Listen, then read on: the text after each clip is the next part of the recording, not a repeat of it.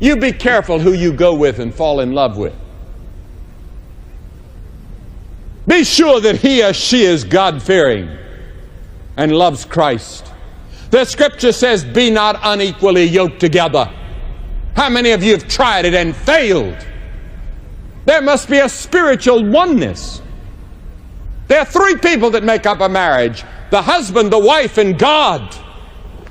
And be sure God is in your marriage.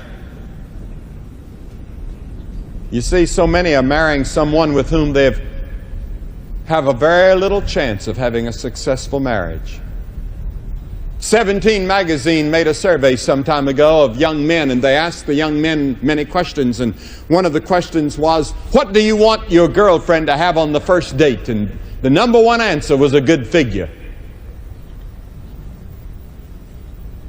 I would say the number one answer, as far as I'm concerned, would be to love the Lord with all her heart and all her mind. Many marry without being aware of the ideals and the goals which God has set for marriage. You see, God planned marriage for people with some maturity. Now, you can be mature when you're 17. You can be mature when you're 18, and you can be absolutely immature at 40. I see some little teenage 40-year-olds trotting around. And there are many of them. The Scripture says, for this cause shall a man leave his father and his mother. You must be people who are ready to emotionally leave home. Now you think about that.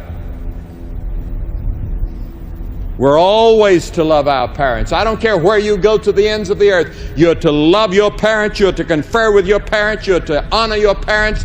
You're to enjoy your parents.